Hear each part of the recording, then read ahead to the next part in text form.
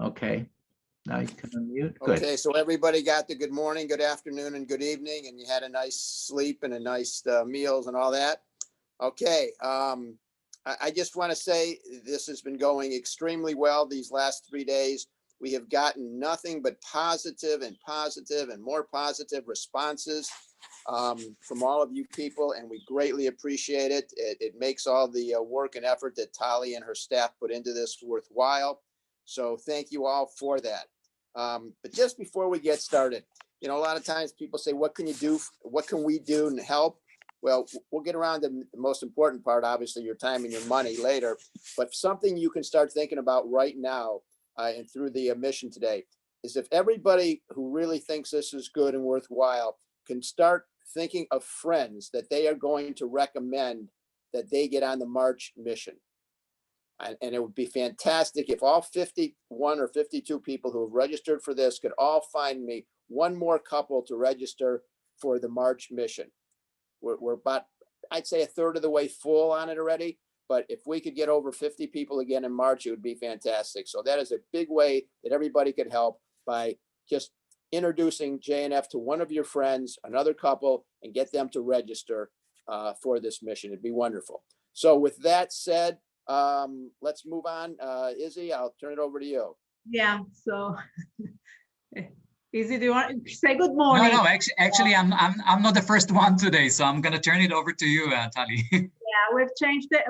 Good morning, Izzy, or good evening, Izzy. It's great to see you and great to see all of you again. And just a reminder, the March mission is going to take place between March 15 to the 18th, and we're already half booked. So we have another 25 seats on the bus. So please encourage your friends. We have changed the sequence, and we're not starting with our, our terrific guide to show us, where we're going around, because we have some time limits with the two partners who are with me on the line. Dr. Joaquin Rouge from the University of Arizona and the former mayor of Eilot region, Udi Gat. We are going to hold the first discussion of the day is going to be about a new initiative of the Jewish National Fund called the JNF Joint Institute for Global Food, Water, and Energy Security. Before I'm gonna start to describe what it is, and of course, Udi and Joaquin will be with me. I also, at the end of the day yesterday, when we all had tears in our eyes listening to Jennifer Masawa from Kenya, from ACAT, who is also now part of the JNF Joint Institute, I also invited Jennifer to join us.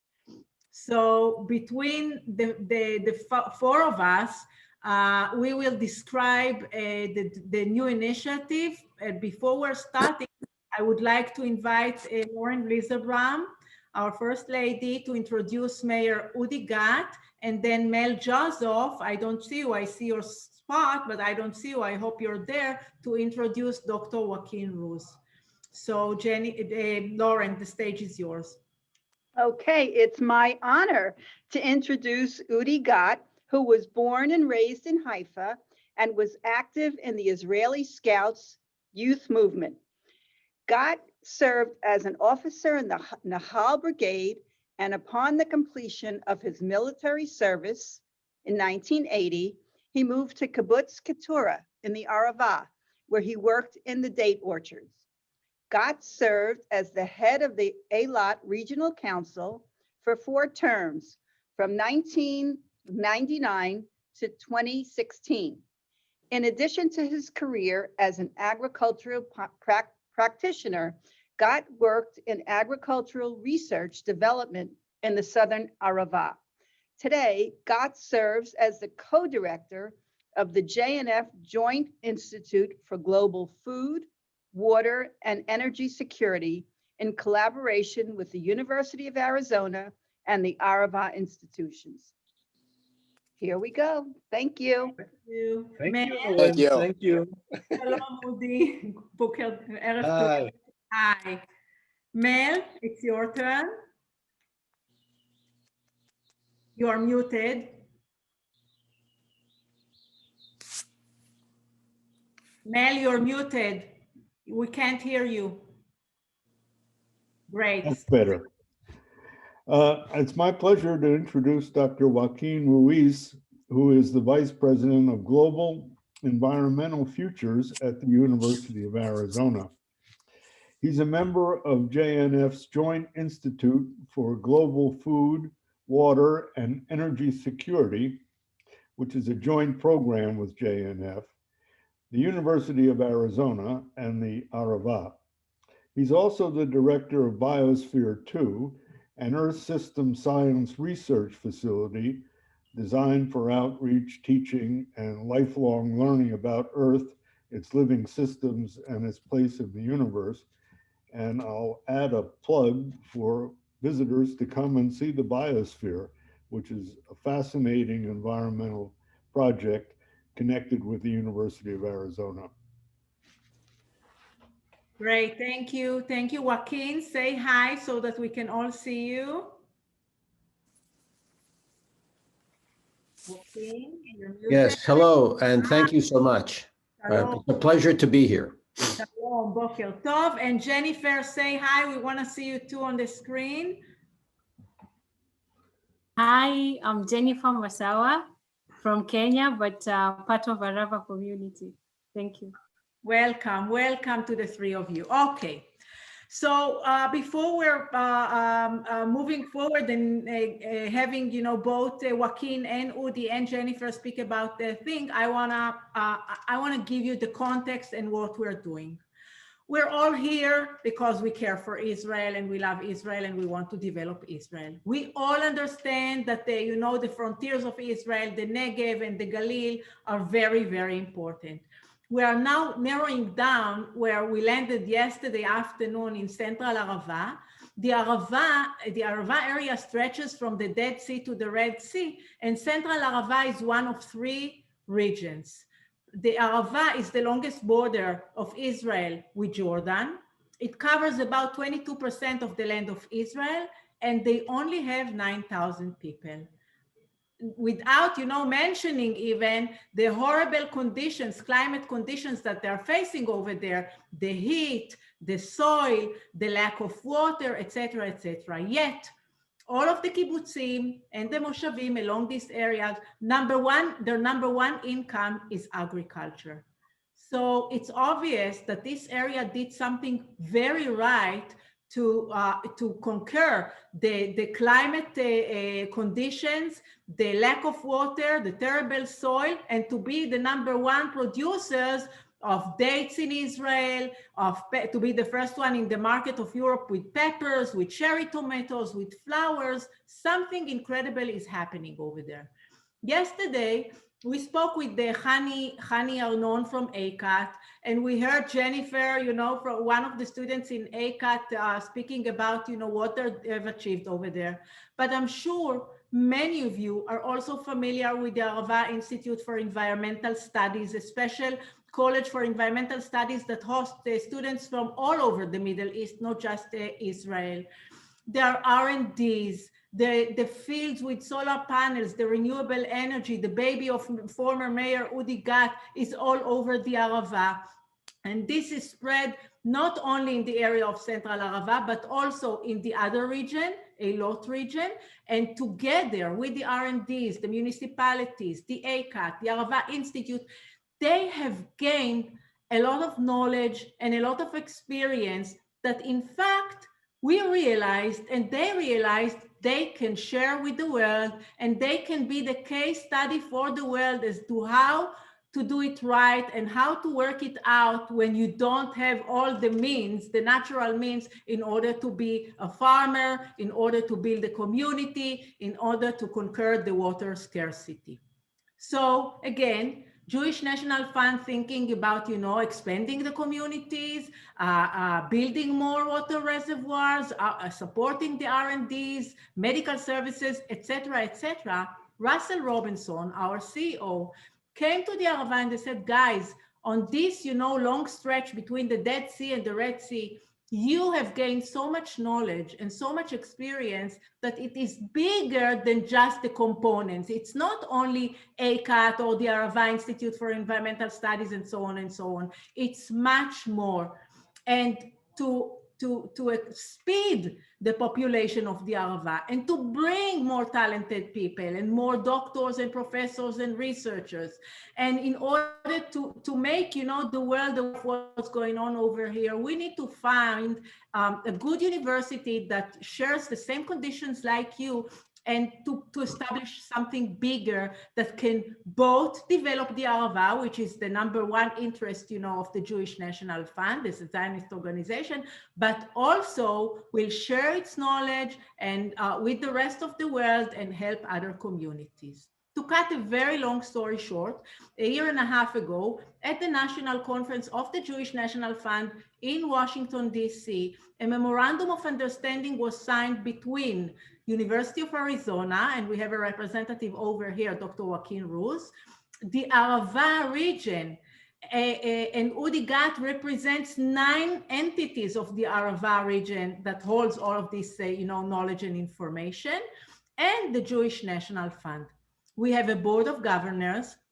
We have formed 3 subcommittees that are dealing with innovation, with research, with the training and development, and all together, and we've just formed a strategy committee, and all together, what we are trying to achieve is to find the right innovation or the right technological, methods and innovations, and to test them together with the University of Arizona, both in Arizona and the Arava, and finally to implement them we chose, believe it or not, we chose to start with Kenya, with one country in Africa, and anything that we do over there has to be adjusted at the end of the process to Kenya. And that's why Jennifer is also with us today, because we're already moving forward with the program, giving students in ACAT from Kenya a special course by the University of Arizona so that they can choose the community in Kenya. And Jennifer Masawa serves as the assistant to the professor from University of Arizona, Tim Finan, in this course, and she will be leading the teams in finding the locations in Africa. So that is the context. And of course, the concept is to find methods in water, energy, and agricultural solutions in the Arava with the University of Arizona for Africa. So that's the context, that's the background. And with no further ado, please, Udi or Joaquin, who wants to go first? Joaquin, go ahead. Joaquin. Okay, thank you very much. Tali has, and I'll say more about the Arava in a minute and the University of Arizona, but you can see that the leadership of this partnership, Tali is just a force. She's incredible. And Udi, who manages all these institutes, I think there are 9 institutes, which means there must be, if it's in Israel, there must be about 15 opinions. He's able to keep all that together in a way that is extraordinary. So one, my pleasure has been to work with Tali and with Udi in the creation of this institute. Now, why the institute? Well, Tali already described in detail what Arava is. And of course, through global climate change, most of the world is going to be, it's going to turn into more of deserts, right? The hammer of global climate change is water. And unless you're flooded, the other end of it is that you're going to end up desertified. And sadly, some of the consequences of this, of the global climate change and desertification of areas is social injustice. So Arava has been thinking of, one, how do you actually make us a place like Arava sustainable for global climate change issues? And now the other term that needs to be used, because sustainability is not sufficient, is resiliency. How do you actually deal with what is now a crisis? Not just how do you sustain it, but how do you actually change things, in some cases radically, so that you can survive in a much more inhospitable environment. And the ICAT just shows the second part of this extraordinary area, which is their interest in dealing with the social injustices that are created by environmental issues. So the University of Arizona has very similar kinds of programs. And the university is considered #1 in the world by those that rank universities in water issues. We have so many water issues that go from policy to law to technology that is one thing that this institution is well known for. It also has a history, and at one point it was the #1 leading institution in biodiversity in arid environments. So the University of Arizona has a long record of studying the environment, the kinds of environments that are going to be the more typical environments in the world in the future. So the Institute was created by, I always say that it's way better to be lucky than smart, by having a knock on the door from the JNF saying if the University of Arizona was interested in a partnership with them. At that point, I didn't really know much about the Arava, but the more that I've learned, I completely concur with Tali that it is the best example of a sustainable community in a desert environment, and that it is imperative not only to continue making the Arava healthy, sustainable, and resilient, but that its know-how get transmitted around the world. Now, Jennifer here represents the original focus of the Institute, but you can imagine, and one of the reasons that the University of Arizona also got quite interested in this is that the know-how that the Arava region has and its interest in moving it to Kenya right now is the interest that we have in making, for example, the Navajo region better and using the social know-how of the Arava in either northern Mexico, which is also quite semi-desert, or the Navajo region, or many other regions around the Southwest that require some help, is terrific. So the way that we've been working this, just to give you an example of, well, you already know an example, and the example that you've heard about is the example of the ICOT, and that's how that's connected to the applied anthropology programs at the University of Arizona, and Jennifer is sort of our guinea pig on that one. And I'm sure she'll be terrific in making the whole thing successful. The other thing that we're now moving on is our first technological sort of innovation that we created at the University of Arizona, but that we think that can be greatly improved by the Arava know-how. So we created this thing that's called agrovoltaics at the Biosphere 2. And its simplicity belies the importance of the technology. The technology is basically growing crops underneath solar panels, period. That's it. And the idea comes, I keep joking with the guy that invented it. I would have thought about it because I park my car underneath solar panels when I go to the airport. But the guy that invented it is actually an ecologist. And he recognized that in areas like in Arizona, all plants that survive in what's sort of like a nursing tree. So saguaros grow underneath trees that then they can take over actually, but they need the shade. There's just too much radiation in arid environments. And although all of you may think that that the radiation is critical for growing stuff, in fact, plants in the desert take radiation until 10 in the morning, and then the rest of the day, they're not doing any more photosynthesis. They're just trying to survive. So if you can put them in the shade, you, one, take away the stress that these plants require. Two, the amount of water that they need is way less because the humidity in the soil is maintained for much longer if it's in the shade. Three, you're creating electricity, which then you can use to either pump water to the place where you're doing irrigation, or you can connect this electrical system to reverse osmosis or other technologies to sort of clean up the water a bit so that it gives better yield with the agriculture. All right, so we come up with this idea, but in fact, the people that should test it out and the people that could actually make version 2.0 out of version 1.0 of this technology is the Arava. So through donations from folks like you, we now have PhD students and technicians at the in Arava working on this project. We're going to send a box full of stuff to Arava. They're going to build it there.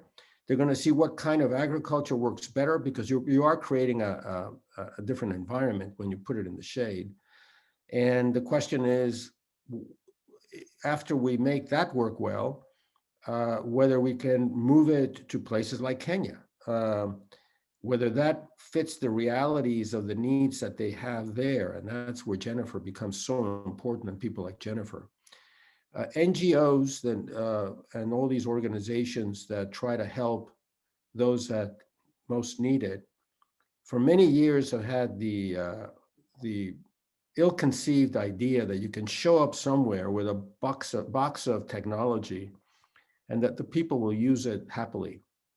But in the end, half of the boxes of technology we send around is not what people need.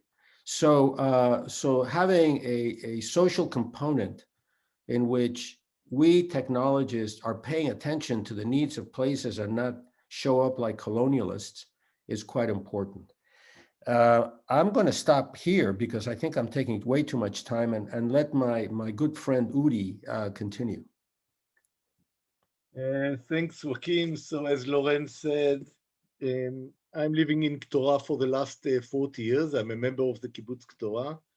I came here after the army, and I was lucky after 17 years of being the mayor of the region council of Eilot. Russell Robinson asked me to try and help him and to think what we can do with all the knowledge that we have in the Arava. And yes, as Tali explained it, we found how we can use the knowledge that we have in the Arava, and we created this project as a GNF joint institute with the University of Arizona, the Arava, and the GNF. So what can we offer?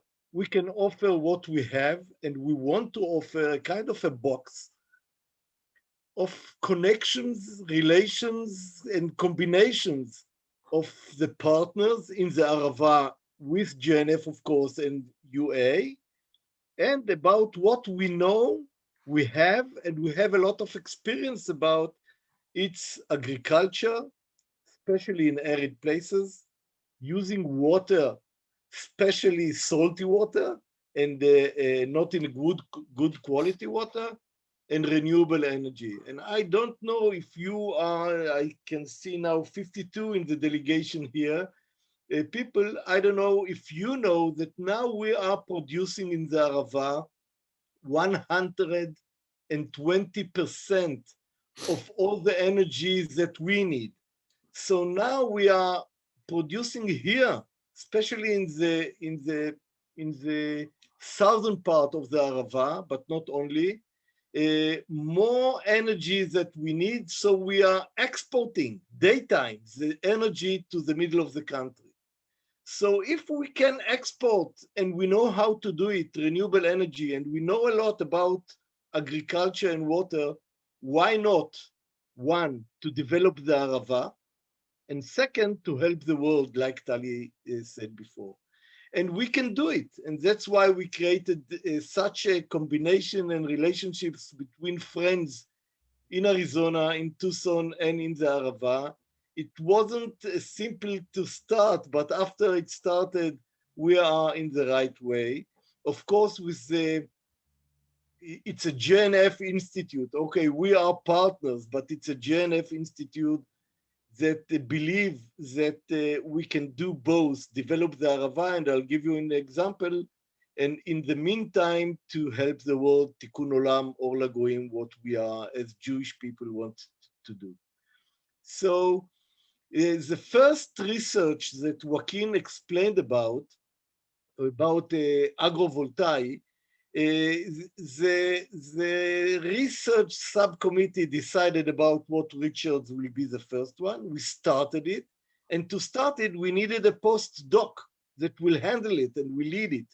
So we wrote a tender in the newspaper, and we got a postdoc from Haifa. She came from Haifa University. She moved with her family, husband and 4 kids, to the Arava, and she is living in a house that the infrastructure of the house was made by the JNF in another corner, another committee of the JNF. So everything is like combined together, and it's a good example because this is how we are going to develop the Arava, and in the meantime to create the innovation, the knowledge, and the experience to help places in all the developing world, but we decided to start in Kenya. So I'm a lucky guy that I'm a co-chair with Joaquin of this project, and I believe that we are not another project, and we are a game changer in this world and this kind of helping and creating and developing the Arava. So thank you very much for all of you. And I want to invite you to come, physically in the Arava, but you can't do it now, but write it in your list to do. Thank you. Jennifer, do you want to share with us what you're currently doing with Professor Tim Finan from the University of Arizona and ACAT? Okay, sure, I will. Good morning. Okay. Good morning, everyone, and good evening, Erev Tov, Udi. So I just want to share a little background how I met Professor Tim Finan. There were a small group. I was just 1 month in the Arava, and a small group doing the visiting, and it was a very informal setup. And I shared out something I'm very passionate about, and which is social justice and working with communities, because I believe that one thing I use hate to describe is poverty. I feel like hate is a so strong word that I only use to describe poverty with it. So all my life growing up in the village and seeing the destitution of people and seeing people like, I don't know if you've ever seen the real poor in your life. So this really motivated me to work hard in school. And when I was 19 years, I decided I'll use any money I had from the government for my undergraduate. I'll collect my friends. We go back to the village to talk to women, help them do something better. So I shared this with Professor Finan, and I think we clicked from the first day, and we kept in touch. And now I'm very grateful to work with him in this very amazing program, which is a community-led development. And the participants were enrolled on a competitive basis, and the people who are committed. And one thing I love about Arava, and ICAT to be specific, I have many friends, like we walked several kilometers to the library, and most of us have made it to the biggest universities in the world. But there is something special about being in Arava, and it's an experience I never want to exchange it with anything. We get the experience to build the way Israel Foundation was built from scratch, to build the way Arava Foundation was built from scratch, and let the community own the building. So you find that most students from developing countries that come to ICAT, to Arava, to be specific, they build that urge and that passion that I want to go back home and change something. I want to go back home and put myself into leadership position so that I can influence something in a larger scope. So we just started a week ago. On Tuesday, we had our second class on the collective learning and community-led development, and with a goal, and I will really agree with Joachim that many projects, many big international projects in Kenya, because I'm so much interested in this, they fail because one, people are still suspicious, and this is not Kenya alone. People are still suspicious from the colonialism and post-colonialism and neocolonialism. So you find that even if I bring good seeds from Israel and I don't explain it so well, or I don't let the community own this so well, it will be termed a tool that Israel wants to use to colonize Africa. And once it is termed, and it's the same thing COVID vaccines is facing. People want to get the shot, but because it's coming from the West and all the memories, it makes them like it's like an outsider owns it. But I feel like the approach that Joint Institute has created is a very effective approach, because I've seen it work with Mashav Israel, because I've worked with Israelis in Kenya for 8 years. From 2013, I've worked with Israelis in Kenya, and I've seen them work, and I've seen the resilience, the determination. And I cannot just put this spirit in Arava alone, because my friends, my mentors, they come from the north of Israel. And these people, out of all the government, okay, I'll just be very open, because one thing I don't like, and I feel like keeps us lagging behind and bringing the destitution, is the open corruption.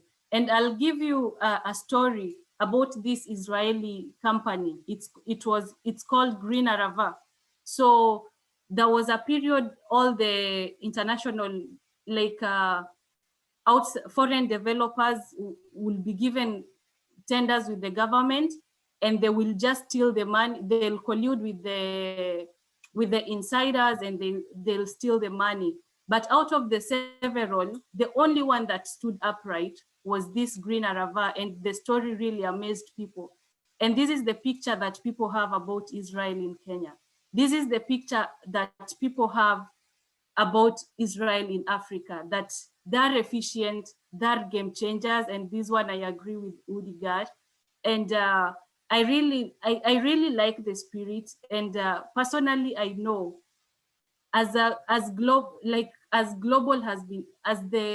globe has been stratified into the global north and global south, with the risk of climate change and all that, and we see the very bad picture of people migrating. We cannot go forward with the world with one team only. We have to have both teams in play. And that is why personally, I really appreciate Jenef for coming up with this great idea, because it's a way of bringing the development from grassroots upward, and in a structured way, and in a well thought way, so that it's not just a rush like what has become of the most international NGOs several years later, that there is no much tangible impact that has been created, though billions and billions has been wired into and out of developed countries. And that's why I'm really grateful to be part of this program. And I'm really feel humbled to be able to help Professor Finance steer this off and build the capacity of these young Kenyans who are really passionate of doing something different, something off the grid, something out of the normal, and showing everybody that it can. And I think this will, to just finish off, I think Israel has always been in the top scale, both in the history and in the future and in the present. But with this, it will affirm this belief and will remove every doubt that Israel is indeed a game changer. Thank you. And yeah, just the last one. Kenya has long good diplomatic relationship with Israel, and the Israeli embassy in Kenya serves 14 other countries in Africa. So we love Israel, and thank you so much. Thank you so much, Jennifer. Thank you. You're so impressive. Thank you very much. And I apologize on behalf of Joaquin. He had to get off the line 2 minutes ago because he has another Zoom meeting like we all do these days. So we apologize, and I hope you enjoyed, his words. And thank you, Udi. And from my experience, I want to tell you that when I'm a fundraiser, and when I speak with people, our donors, our database, new prospects about this newly initiative, families, I find it very attractive for families and cross-generational, I would say, focus, because the grandparents or the parents may be very interested in developing the Arava and Israel, and the younger generation, the kids, the 29, the 39, they also want to focus on helping the developing countries. And the combination of both helping the Arava and thinking of the rest of the world, including Africa, the Navajo Nation, and other nations, is exactly the match for families who want to give a bigger answer to, their charity, I would say, criteria, and cover more areas in that respect. So I thank you again, Jennifer, and thank you, Udi. We are moving forward. If there's any quick question, please feel free. I didn't see anything in the chat, but if you have any quick questions to Udi or Jennifer, let's answer it. And if not, we have our guide is waiting for us to lead us, towards our day. Yes, Gail. I have one quick question. Is there any effort going on in these desert areas to focus on any kind of soil building projects? I know you can grow food without much soil, but it's pretty hard to grow trees without soil. So is that anything that's gotten any traction? So listen, Gail, the good thing about it that I encourage all of you to be part of it, it's that we are a baby. We're just starting. These are the first steps of the baby. The agrovoltaic is the first research. The course that Jennifer is holding with the Professor Tim Finan is the first course. The training subcommittee is looking for the first students who will identify the community in Kenya. So it's not that we have a whole portfolio, syllabus of things that we are doing. This is the beginning of the change that we are creating. Thank you. Thank you. And thank you again, all of you. Thank you, all of you. And you are invited, both Jennifer and Udi, to stay with us. We're traveling with our guide now from Jerusalem all the way. Okay. I just wanted to answer one question here. If I've worked with Innovation Africa. No, I worked with Amiran Kenya, which is a Jewish British organization, and worked with the Green Arava. And in the United States, we've partnered a lot with the Ford Foundation that support our organization back home. And I'm so humbled to be part of this initiative. Thank you. Errol, I saw your question. I'm going to answer it later on. I want to give the stage to Udi. Jennifer, you're welcome to stay with us if you're willing to. And so is Udi, of course. Thank you. Bye-bye. Bye. Oh, first, I'd like to say that honestly, before the water mission, the previous water mission, I knew nothing about the Joint Institute. And the more I learn about it, the more I'm inspired. It is just so amazing. And I'm just amazed, and well done for Udi, Jennifer, Tali, Joaquin, whoever's involved in that. Shkoyach, we say in Israel. Anyway, so what I'll share now is my presentation for today. I hope you can all see it. Are we good? Ready to get going, get on the bus, and let's hit the road again? All right, so what we're gonna do today, We're actually going to start in Jerusalem in a couple of places, and then we'll drive down to the Dead Sea, the lowest place on earth, where we'll hear from Dr. Clive Lipshin a few words about the Dead Sea, what happened in the Dead Sea, what's going on in the Dead Sea today, and what are the consequences for that in the future. And then we'll meet again with Professor Eilon Adar, who's going to share with us his vision about water in Israel in the future and in the Middle East in general. Since we are in Jerusalem, we have to go to the best lookout overlooking the old city of Jerusalem from Mount of Olives. I think it's the best view you can get, actually the best urban view in the world, if you ask me, but I'm not objective. In any event, from here, from Mount of Olives, we can see the old city walls, we can see the Temple Mount and the Dome of the Rock. The rock underneath is, according to the Jewish tradition, the foundation stone from which the whole world was created. Both the Judeo-Christian world take this mountain as Mount Moriah, the place to which Abraham was sent by God to sacrifice Isaac. It was the place where the first temple built by King Solomon stood some 3,000 years ago and was destroyed later on.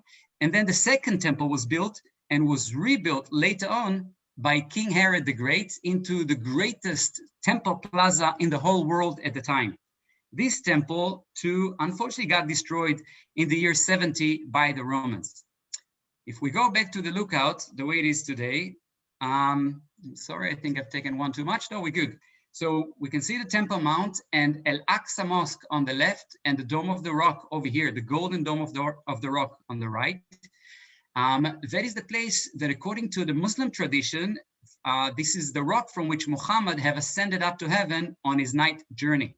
If you look a little to the left of the Golden Dome, you can see these two gray domes. And if we are going to zoom in, we'll be able to see these two gray domes that are right on top of the Church of the Holy Sepulchre. According to most Christians around the world, this is the place where Jesus was crucified, died on the cross, was buried, and got resurrected. If we go back to the left of the old city walls, right over here, is the oldest place in Jerusalem in general. Today, it's outside of the city walls, and we're jumping to a different angle and different location to understand what is the city of David, what it is. This is where about 150 years now, archaeological excavations have taken place, and a lot of archaeological finds were found and are still being found on a daily basis, should I say. Many of these artifacts are taking us back and are strengthening the connection between the stories of the Bible, the Jews, and the people that are mentioned in the Bible, like these three ceramic seals. These are called bulas, carrying the names in a biblical Hebrew. Over here on the right, this is King Hezekiah, one of the important kings of the kingdom of Judea, and two figures over here, Yehochal, the son of Shlamiah, and Gemariah, the son of Shaphan, the scribe. Both these figures are very important people from the time of prophet Jeremiah and are mentioned in the book of Jeremiah. They were physically found in the city of David, the oldest part of Jerusalem. Below us, we can see the important churches of the Garden of Gethsemane, and above it is the Russian Orthodox Church of Mary Magdalene. If we look up again, if we go up again to Mount of Olives and looking down, right below us, you can see all these gravestones, all the gravestones of the oldest and most important Jewish cemetery in the whole world, where Jews are being buried over here for the last 3,000 years, almost without a stop. Actually, it was right from here, in June 7th, 1967, in the morning, that Mota Gur, the commander of the Paratrooper Brigade, sat along with his soldiers and gave the command in the radio, saying to all regiment commanders, we're sitting on a mountain ridge overlooking the old city of Jerusalem, the city of Jerusalem, that generations of Jews have dreamed of, have yearned for. Let us cross the valley and enter into the old city.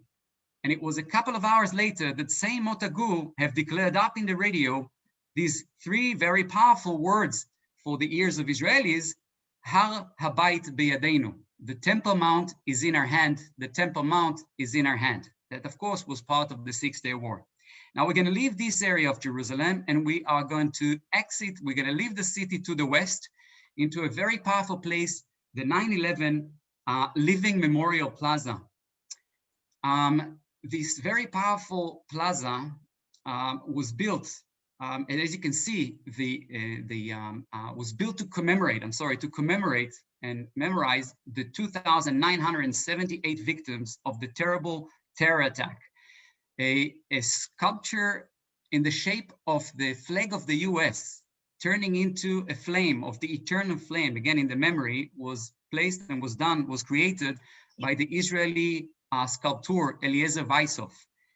The municipality of New York have given to this structure an original piece from the Twin Tower that was incorporated in it. The plaza itself is shaped in a circular shape to commemorate the crater that was created by the plane crash in Pennsylvania. You can see all these bronze-made plaques around the plaza that are depicting or engraved in these bronze plaques in alphabetical orders are all the names of the victims. This is the only place outside of the United States of America that carries all the names of the victims. Now, it was natural to put something like that in Jerusalem because everybody got hurt by this terrible attack. It didn't really matter where you came from. I'm sorry, let me stay over here in this photo. Where you came from, what was your background, nationality or religion, everyone were attacked, everyone got hurt. Israel have lost 5 people over there, but which other city in the world symbolize and recognize so many people with different backgrounds and different religions? As we can see, this structure and this monument was built with the help of the generous help of two very generous JNF USA donors of Bronka Stavesky and Edward Blank and his family. Now we're gonna leave the western part of Jerusalem, drive back east, and what we're gonna do over here is we're gonna drive below Mount Scopus and the Hebrew University. You can see there is a tunnel that'll take us to the east. Take a good look of how everything is very green and lush over here, because the moment we're gonna come out of the tunnel to the east, it's gonna be a dramatic change. We're driving into a local desert known as the Judean Desert, and this is a desert, it's a rain shadow desert.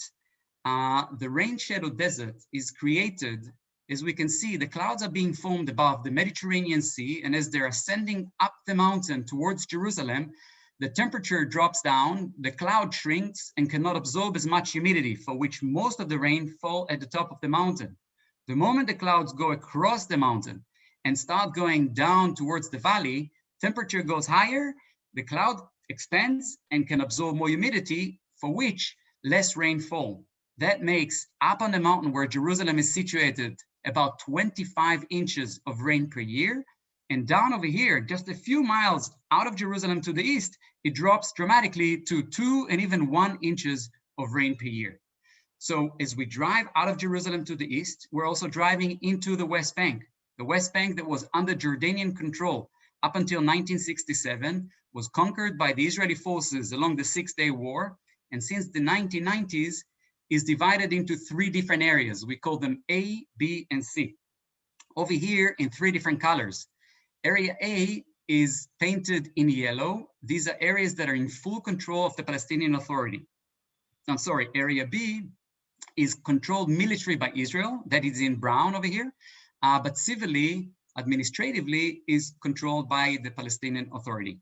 Area C over here in blue is fully controlled by Israel. On our route today, we are only going to drive through Area C. So as we drive to the east, further east on route number 1, one of the first communities that we're going to see in front of us is Ma'ale Edomim, one of the largest Jewish communities in the West Bank, was established 1982, and today there are about 40,000 people living in it. Quite close to Jerusalem, very convenient in that sense.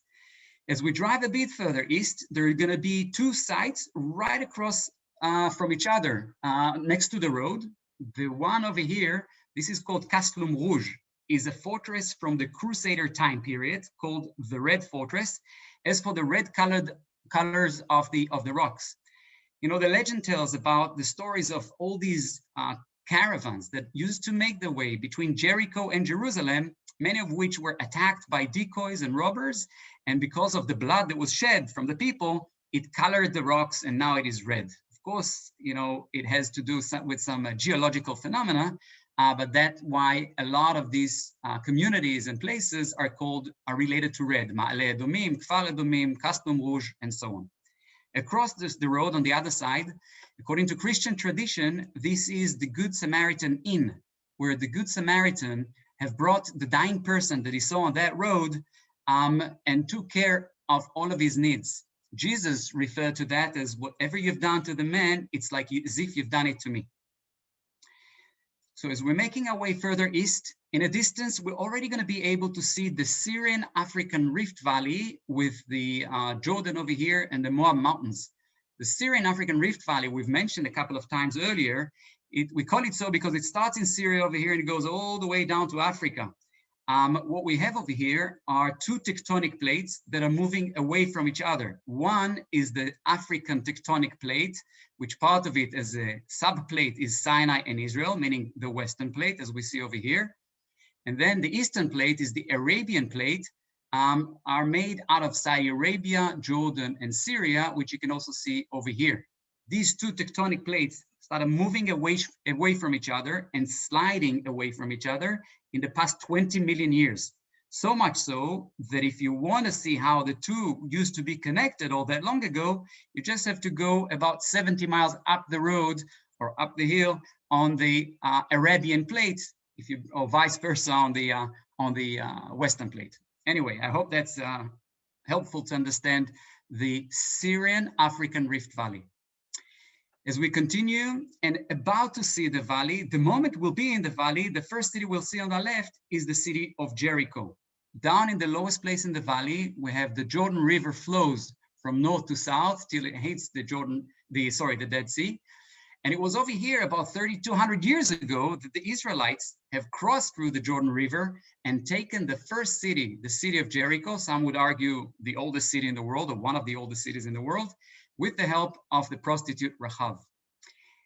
The Hasmoneans, the Maccabees, have built some palaces in Jericho back at the time that later on were glorified and became even bigger and greater by King Herod the Great. Few synagogues were found from the Mishnah and Talmud period in Jericho. One of them even had some mosaic floor on it with a Hebrew depiction, at the end of which it says over here in Hebrew, Shalom al Israel, Amen. Peace on Israel, Amen. Modern time Jericho is a very important Palestinian city, which was the first to be given to the Palestinian Authority as part of the first Oslo Agreement. As we continue just further down the road, I'm sorry for a sec. Take a look on the right-hand side. You'll see this beautiful reservoir called the Ogre Reservoir. This is one out of the 250-something reservoirs that were built all over the country by the JNF. This takes all the sewage from the communities that we saw along the way, making our way down here to the valley, treats the water, and then same water go for irrigation of the date palm trees orchards or the pomegranate orchards of the nearby kibbutzim, Kalia and Kibbutz Almog. Then in front of us, we can see the Dead Sea, the lowest place on earth. We'll continue on route number 90, making our way driving south, where the Dead Sea is going to be on our left, and most of the attractions are going to be on our right. Well, other than the fact that, of course, do not miss the opportunity to take not a dip, because it's too salty, but definitely to float. If you never got a chance to do so, make sure to go ahead. As for the salinity, it's really easy to float, and I'm sure you will enjoy it. I'm not going to talk much about the Dead Sea because we're going to hear all about it from Dr. Clive Lipshin, but let's move on and continue further south. Soon enough, we're going to get to a place called Qumran. If you're going to look on the rocks on the right-hand side, take a look over here in the limestone. Can you see where I'm pointing? There is a cave. This cave became one of the most important caves in the world in 1947, when a young Bedouin shepherd by the name of Muhammad have discovered these 3 jars in which he found the first 7 scrolls of the Dead Sea Scrolls. Since then, some 30 caves were found altogether, thousands of pieces of scrolls being brought together were made 900 different scrolls, which is nothing less than a 2,000-year-old treasure.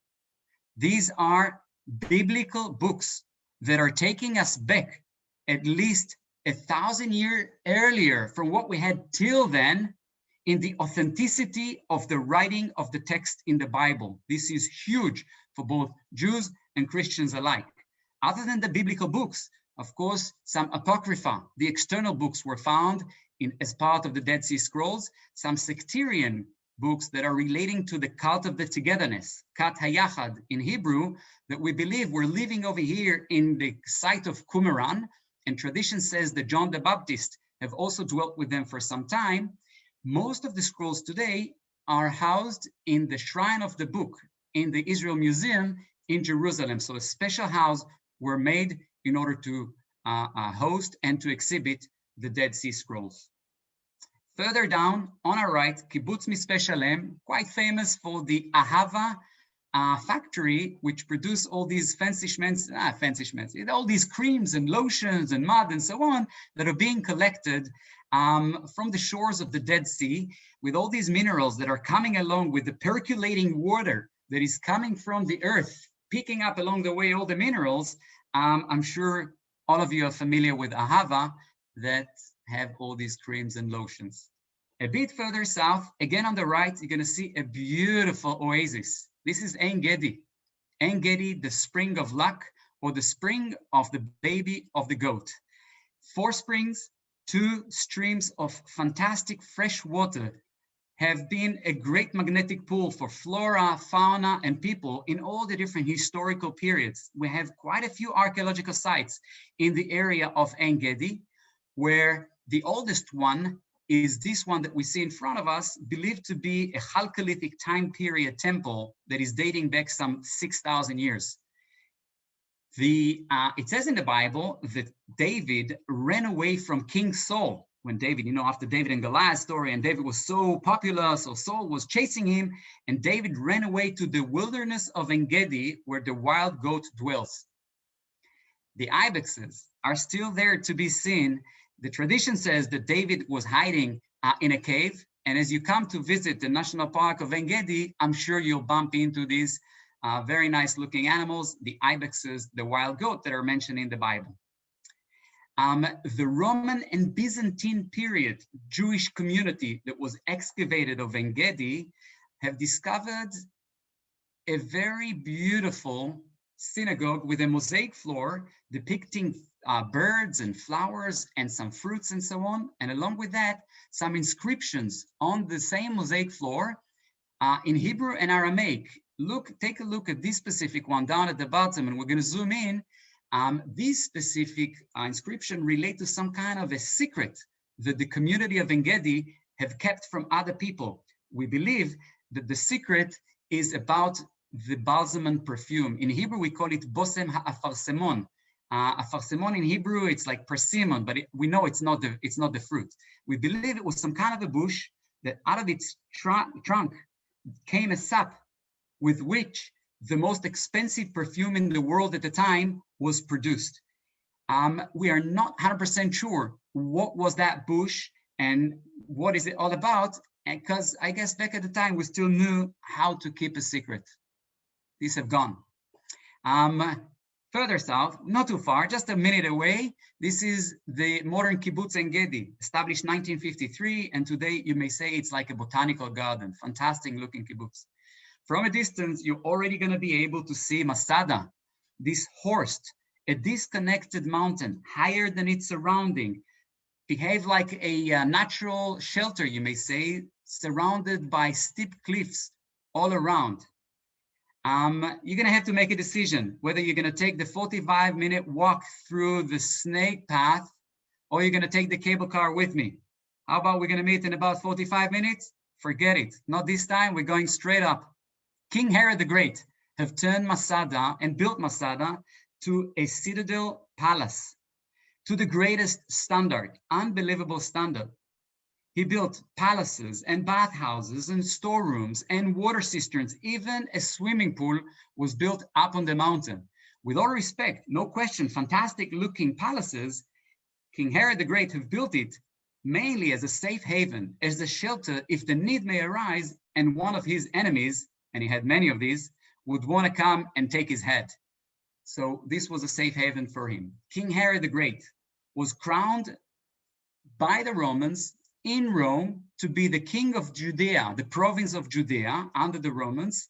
On his way to the crown, he killed so many of his opponents, and mainly from the very admirable Hasmonean dynasty. Those are the Maccabees. And yet he wanted to be accepted and beloved both by the Romans and the Jews. And he tried to do that by building many different kinds of humongous and impressive building projects, like Masada was one of them. A couple of decades later, the Jews decided to rebel against the Romans. The year was 66 AD. No one can actually beat the Romans, with all respect, the mighty power of the Romans. 3 legions, 15,000 soldiers, one Jewish village after the other was taken by the Romans until in the year 70, Tisha B'Av, the 9th of the Jewish month of Av, the temple in Jerusalem was destroyed. There are only few other Jewish communities, other Jewish fortresses that Jews have still were in control after the fall of Jerusalem. The last but not least was Masada. So Josephus Flavius, the Jewish historian, described that when the Romans came to put a siege around Masada, as you can see over here, the Roman base and like a wall was built all around the mountain, and like the Roman ramp and so on, there were 960 Jewish defenders up on the mountain. It was clear they have no chance against the mighty Romans with 8,000 soldiers and many other slaves along the way, for which Josephus described a mass suicide that was performed by the Jews up on the mountain when it was clear to them that they have no chance against the Romans, saying, Elazar ben Yair, the commander of the mount, let our wife die unabused and our children without the knowledge of slavery. Let me share with you that there are many different debates and arguments in different theories whether there was actually a mass suicide on Masada or not. But the fact that Masada became such an ethos, such a symbol, is mainly from the modern period, with the Zionist movement and with the narrative of creating a new Jew, the active Jew versus the diaspora passive Jew, this active Jew with a weapon that will do everything possible to protect his land, to protect his family, and to protect his people. And nothing will stop him from doing that. No compromise whatsoever. It's to the extent that either give me liberty or give me death. That was the ideology, the Jews, the new Jew. The new Jew is looking for symbols. So in our history, trying to find where was that last time that this was the sentence we said, give me liberty or give me death, we found Masada. And since then, Masada became the symbol and the ethos for which youngsters, youth movements, army units, soldiers, you name it, all have gone up to the mountain, to some extent are still going, and shouting out loud, Masada shall never fall again, meaning symbol for Israel as a Jewish independency should never be compromised, should never fall again.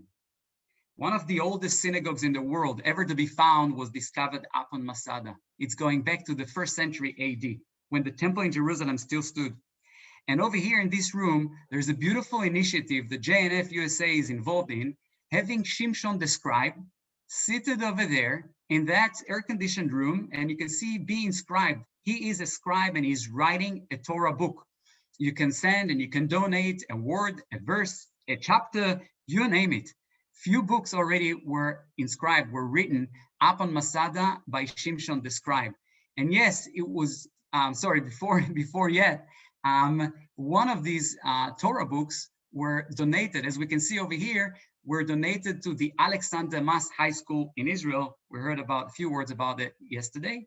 And yes, it was many, many years ago that Moses brought us from the mountain, the Torah, and here we are again with the help of JNF and its leadership. The Torah is still coming off the mountain, and we have with us today our first lady, Lauren Lisebram, and her husband, Saul Lisebram, the president of the organization, Russell Robinson, the CEO of the organization, and Micah Blanc, a friend and a donor of the organization.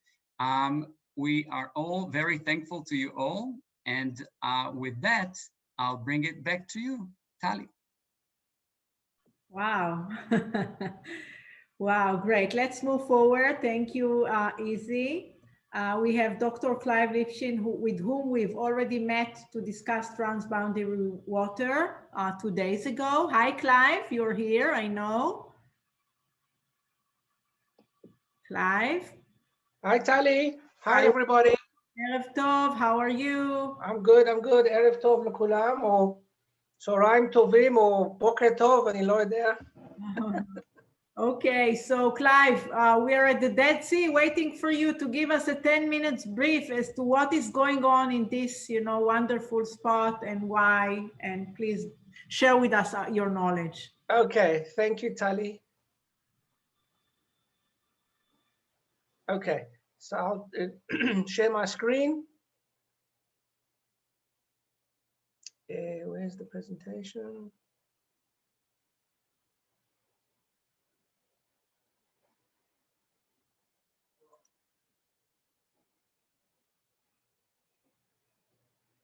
Clive, if you don't see it, you probably want to close other presentations that are open on your screen, right? Yeah, hang on, sorry, I do have it here, but I don't know why.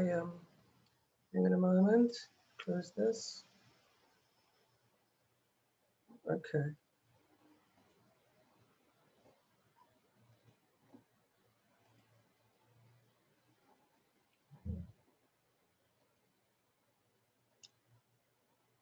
All right, I need to.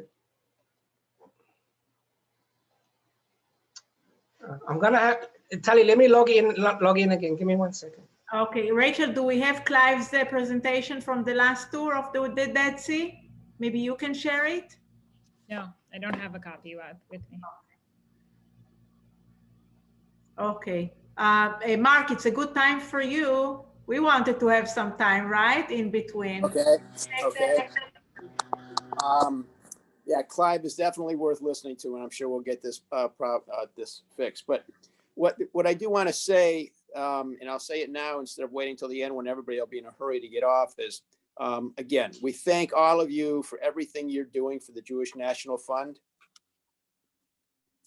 It's important. You can see that the work that we do, how important it is to the Jewish people, to the Jewish people throughout the world, and the difference that we make in helping the rest of the world, and the way that we are respected in certain countries and in certain ways around the world.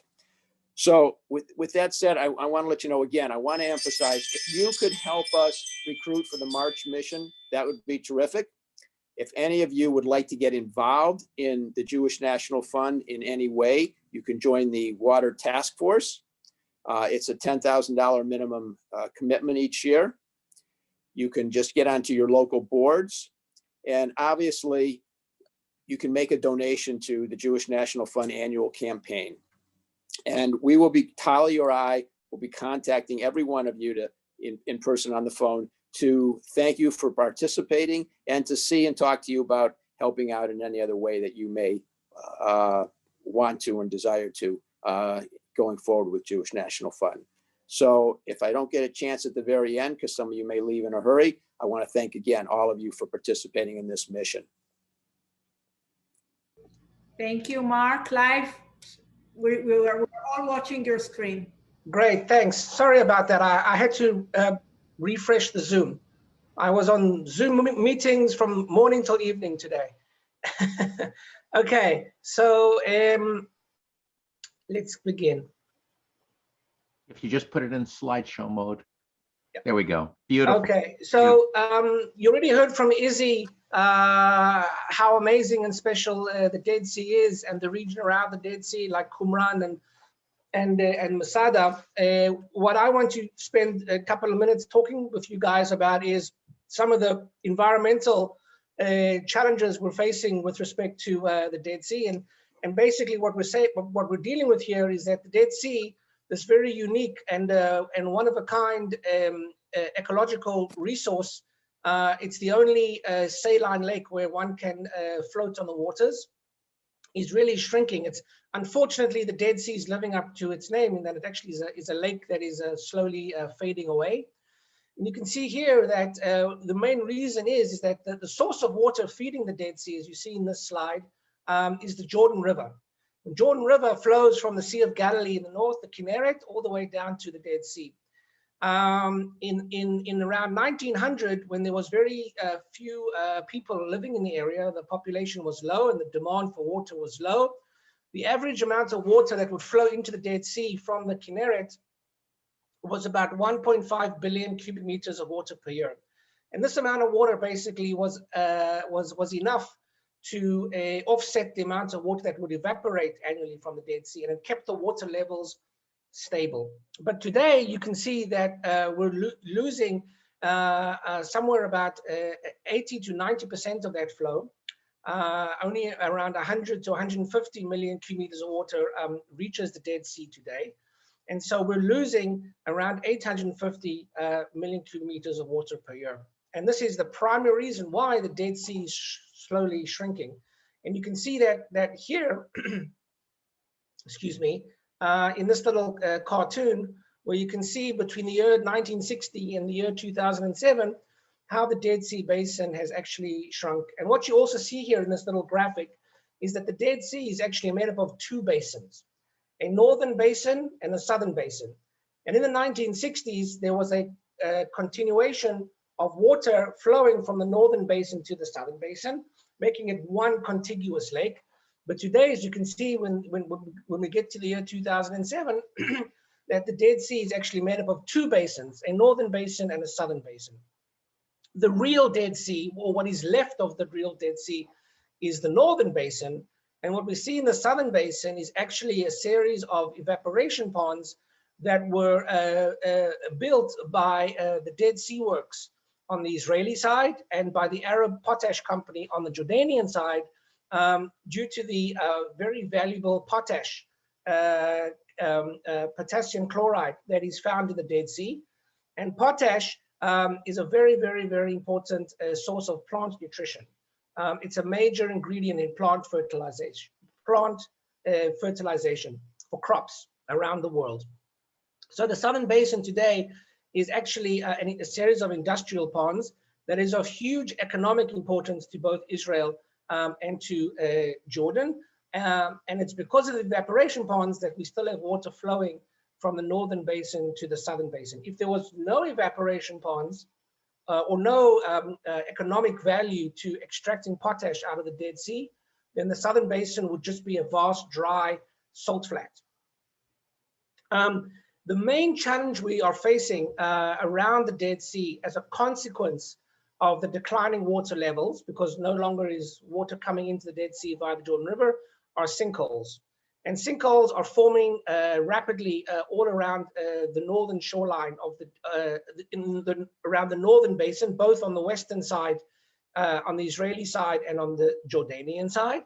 And you can see here in this graph on the bottom right, the rapid decline of the Dead Sea. The Dead Sea is declining at a rate of 1 meter or even more than a meter every single year. And you can see that we've seen this decline going back to the mid-1970s. Now, sinkholes are a consequence of underground salt blocks being dissolved, being flushed out by groundwater that flows towards the Dead Sea. And as the Dead Sea levels recede, the salt blocks are being exposed to groundwater, and it causes the salt to dissolve, creating cavities, and then the above ground soil layer collapses inward. And you can see there on the top right a picture of a sinkhole near Kibbutz En Gedi, and you can see the size of that sinkhole in terms of the figure there, which is me in one of my action poses in the field, so to speak, showing you the sinkhole phenomena.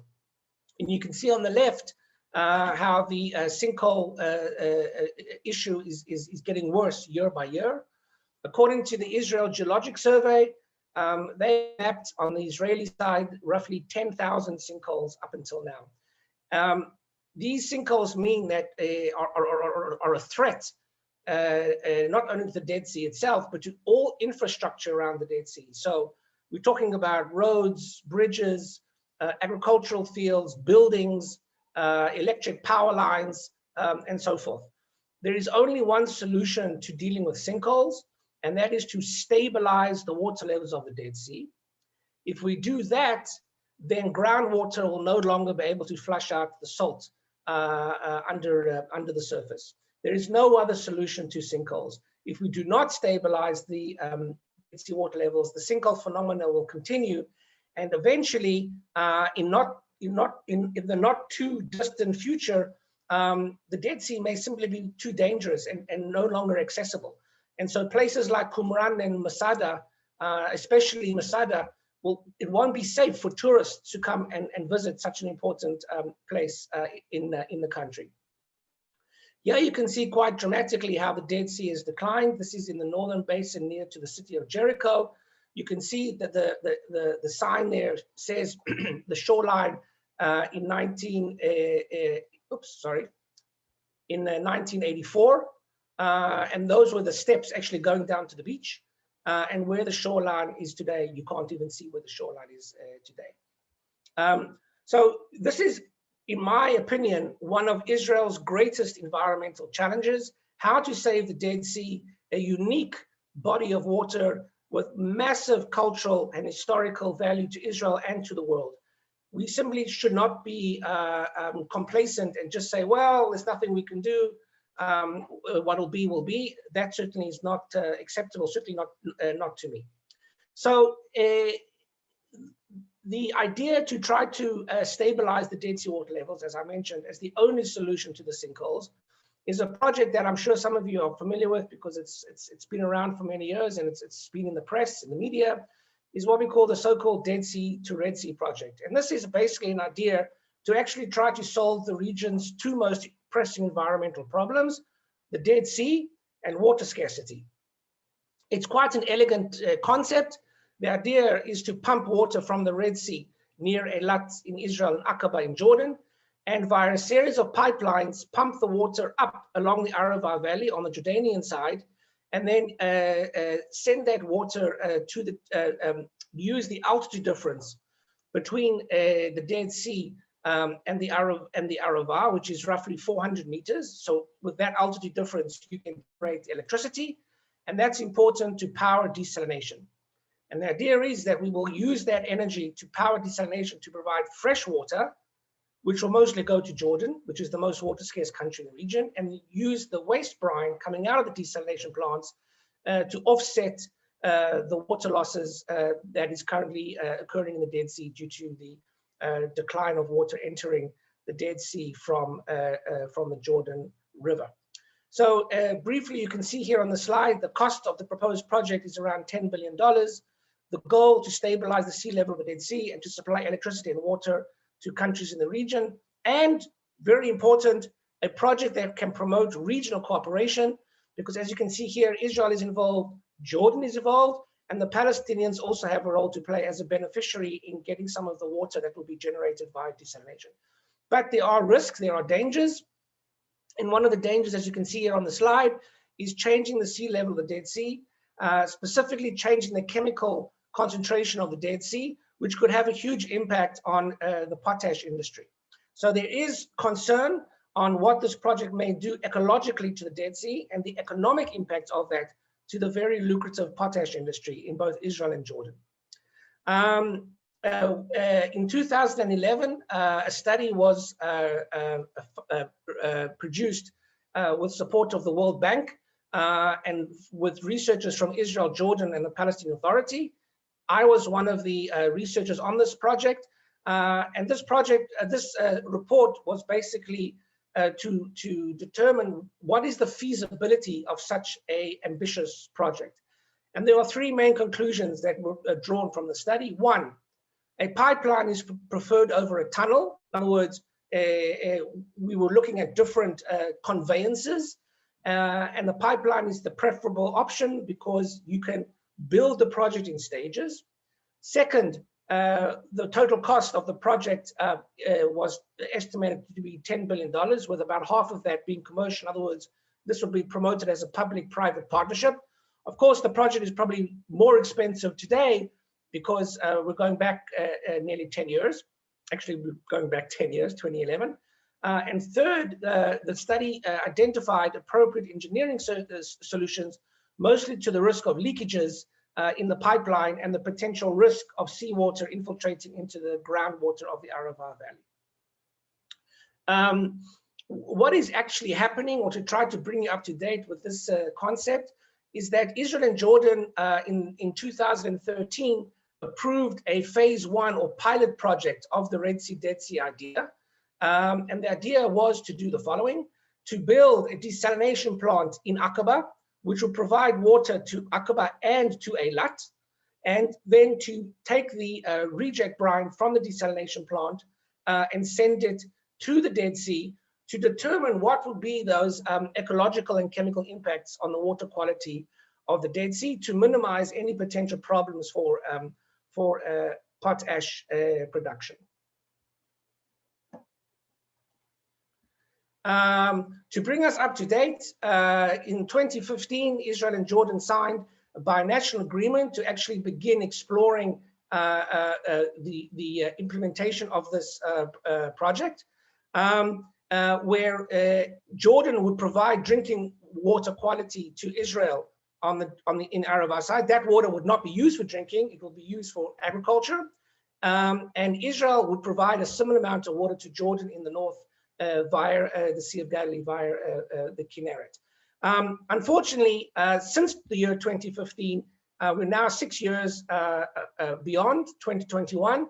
This project still remains on the table. It has yet to actually move forward. No implementation has happened. And that's a very frustrating issue for me and for many people, because if we do not do anything, if we simply accept the so-called business as usual scenario, the water levels of the Dead Sea will continue to decline at that very concerning 1 meter or even more per year. Sinkholes will continue to form, and in the very near future, the entire area will simply be inaccessible. So we do not have time. We need to resolve any of the political and economic and financial issues preventing this project from moving forward, because if we don't do anything, then the Dead Sea really will gradually fade away, and I don't think any of us find that acceptable. So it's really in the hands of our government, both the Israeli government and the Jordanian government, of course, with the support of the international community, to move this project forward. And I really hope that it's going to happen sooner rather than later, because we have no time to lose. And that's it. Thank you. Thank you. Mark, do you want to read some questions? There are questions to Clive. Let's take 5 minutes for questions, okay? Yes. Okay. Does Jordan have a greater water problem than Saudi Arabia? Yes. And why is that? Because what Jordan lacks that Saudi Arabia has is oil. And what Saudi Arabia does with its oil wealth, although that is declining, as we all know, is able to invest that in massive desalination for Saudi Arabia. Jordan is one of the poorest countries in the region. It has no oil. And so it doesn't have the same economic opportunities to desalinate water such as Saudi Arabia. So yes, it's much worse off than Saudi Arabia. Okay, and another one from, at the current rate of water level decline, you said 1 meter a year, when will the Dead Sea cease to be if unchecked?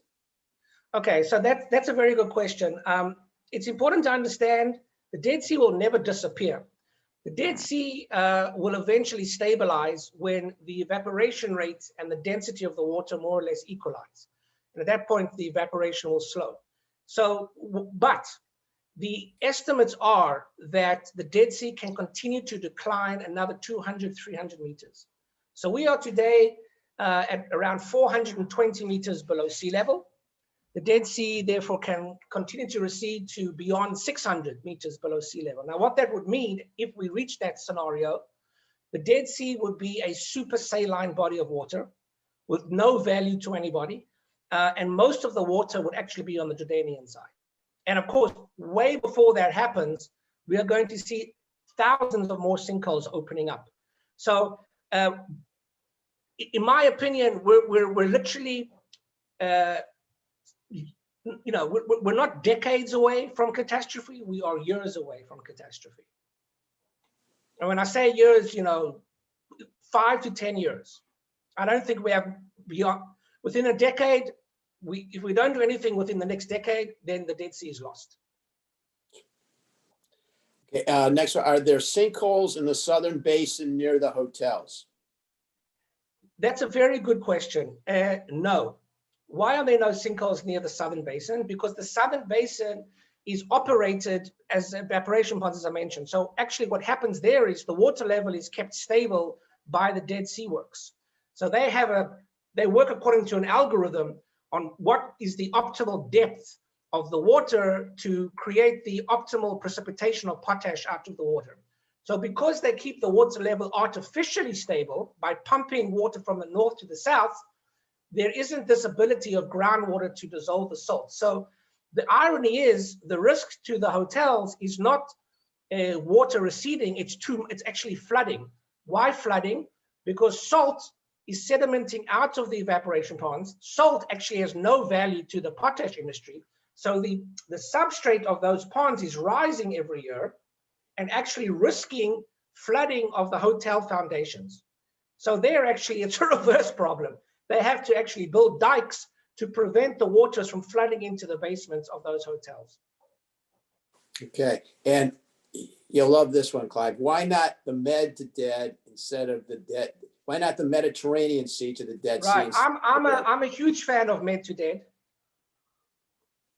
And there's no engineering difference. Med to Dead would give you the same outcome as Red to Dead. And in many respects, it's preferable. But why is there no Med to Dead? Why is that not on the table? It's simply because it's a route that Jordan is not willing to accept. Remember, a big part of Red Dead is water to Jordan. And also, if you looked at the slide I showed you, nearly all of the project is on Jordanian territory. Jordan is not willing to accept a project where it has no territorial control. So that's the only reason why Med Dead is not being looked at. And I think that's unfortunate. I think we have to look at all of the alternatives. I think Med Dead has many advantages over Red Dead, but it's simply not politically feasible at this point in time. And the Israeli government, by the way, supports the Jordanian position. In other words, Israeli officially supports the Red Dead option. That's it. Well, thank you, Clive. Once again, you've been extremely informative, and I know we didn't get to all the questions, but if anybody wants to get to Clive, I believe he gave us his email the other day. He's glad to answer those questions via email. So with that, we're going to move on to our next lecture. Thank you, everybody. Thank you, Thank Clive. you again. Please be in touch if you need to. Clive, you're invited to stay with us. We have Professor Eilon Adar, who is going to give us the finale with his lecture about the future of water in Israel. Thank you. Thank you so much. Thank you, Tali. Thank you, everybody. And welcome back, Professor Adar. Say hi, we can see you. Eilon, we can't hear you.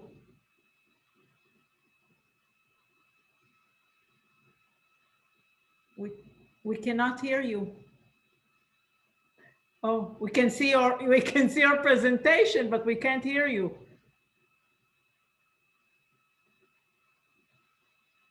Eilon, maybe you should log off and log in again.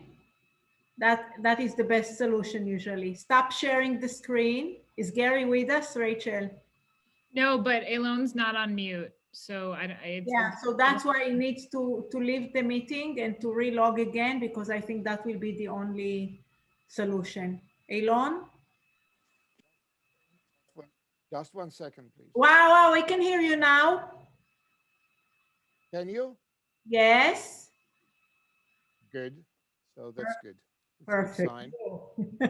Let me just a second. Yeah, go to a slideshow.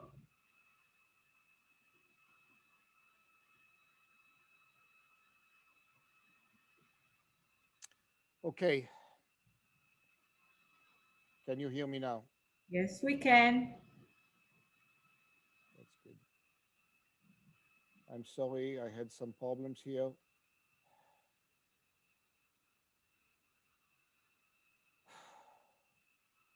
Are you okay? I'm okay now. Okay. You're holding your heart. I'm like, don't get a heart attack. It's only a presentation. It's not you. Trust me, it's not you. Okay. Okay. Good afternoon, all of you, and welcome to the so-called toward the end of the program. I think Elon, if you I can think if you that can by put the now- speaker closer, you can just put the speaker closer. You'll be heard better. Yes.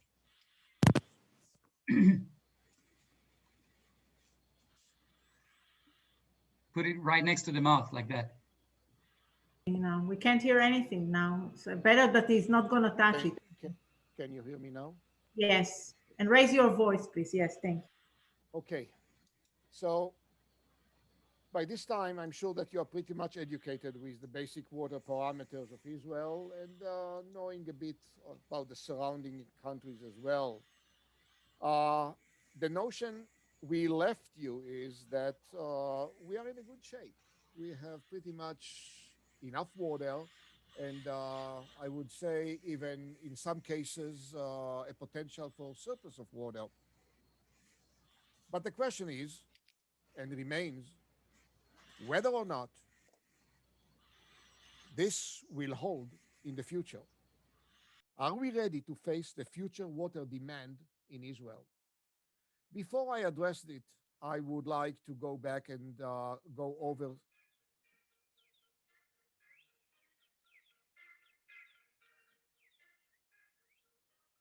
Before I face it, I would like to go back. Before I address it, I'm sorry, I have some personal family issues here, but I hope it now resolved. Before I address it, let's go and summarize some of these basic parameters that control the Israeli water supply.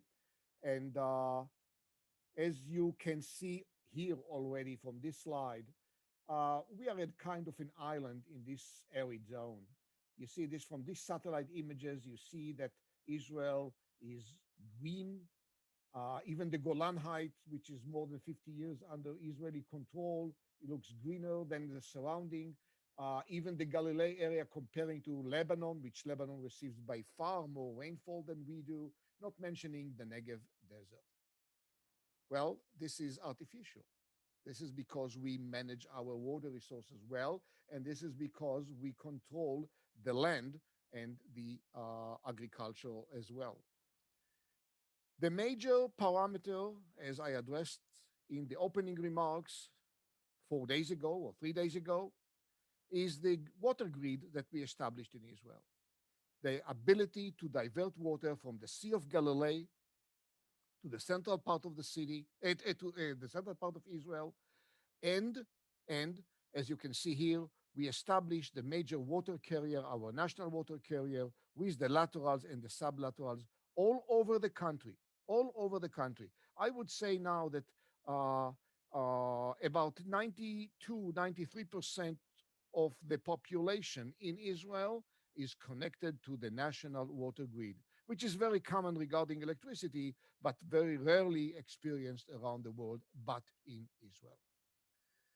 Okay, this is all depends on water, as you can see here, coming outside of our borders, our international borders. What you see here is the water from the, excuse me just a second, I will just, what you can see here is that, you know, the three springs that supports the Jordan, upper Jordan River, the Banyas, the Dan, and the Hatzbani, that provides water through the Hula Valley into the Sea of Galilee, actually replenished, as I already mentioned before, outside of the Israeli borders, in this case, over the Hermon or Mount Hermon, outside of our international borders. So this is just to remind you that our water is not just to be handled as of Israel. We have to deal with so-called cross borders or transboundary water resources.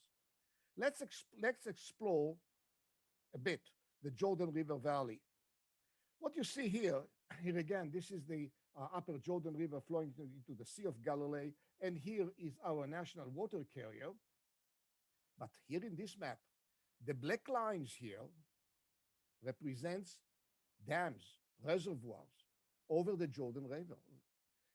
There are about 27 dams over the over the northern part of the Yarmouk River, which also drains into the Jordan Valley. Most of them in Syria, some are in Jordan. What you see here is even downstream, Jordan has constructed some dams. So altogether, if I compare it, what is diverted out of the so-called Dead Sea, as Clive mentioned, Dead Sea, along the Jordan River is about 675 million cubic meters per year are stored and diverted, whether it is in Syria or in Jordan for the city of Amman. Comparing to about 610 million in the upper Jordan Valley by Israel, plus 50 million in the western Jordan Valley. So by summing it up, we are about 50-50 to be blamed, Israel versus Syria and Jordan, of depriving the Dead Sea from fresh water. Now, this will not be resolved soon because as you see here, Jordan, all these reservoirs, as you see here on the Jordanian side of the Jordan Valley, are used for intensive agriculture, irrigating intensive agricultural industry, turning the Jordan Valley into the food basket of Jordan and Israel.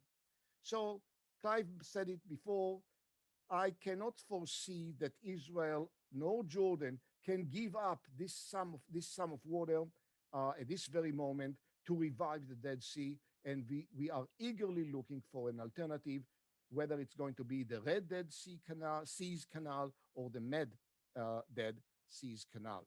But definitely it has to be done, and the sooner the better, as Clive mentioned before. Now, all the basins, here is the Sea of Galilee, here is the Dead Sea, all the basins, as you can see here by colors, represent the hydrological basins in the Middle East. They are all cross-border, all of them. Here is the Jordan Valley Basin, Syria, Lebanon, Israel, and the Hashemite of Jordan, the coastal plain of Israel, which is, Gaza, Palestine, and Israel, and even the Negev, the basins in the Negev, Sinai, Egypt, and Israel, so on and so forth. Now, let's admit that,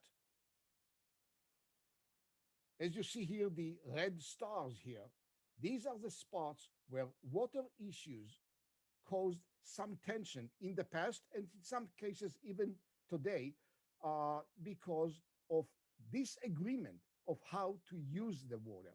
A dispute about the Yarmouk River, not just between Israel and Jordan, not anymore. We have a peace treaty with Jordan in which we have a very nice chapter about water, and we know how to deal with it. We agreed how to deal with how to share the water, but still between Syria and Jordan, because most of the water that flows into the Yarmouk River are coming from Syria. I mentioned already the Hermon. There is a dispute about the mountainous aquifer over the West Bank. This aquifer has been developed in Israel already under the British mandate before the establishing of the State of Israel. And nowadays, the West Bank control most of the recharge area. As you will see in a few minutes, it is not just a matter of how much water will be abstracted by the Palestinians over Samaria, Judea, and Hebron Mountains, but it's mainly about the water quality that will be maintained under these territories because of lack of adequate sewage treatment systems. So I mentioned also the coastal plain. The same aquifer we share is shared between the Palestinian in Gaza and in Israel, and the water in the Arava Valley, the groundwater in the Arava Valley. Now it used to be a dispute between Israel and Jordan, and now we agreed how to use it, how to develop it, and I will talk about it a bit later. Now, as I mentioned, it's not just a matter of having enough H2O molecules, having enough water to be shared. Here, because of the cross-border water issues here, we deal mainly, as you see here, in Nablus or Shechem River, we deal with pollution.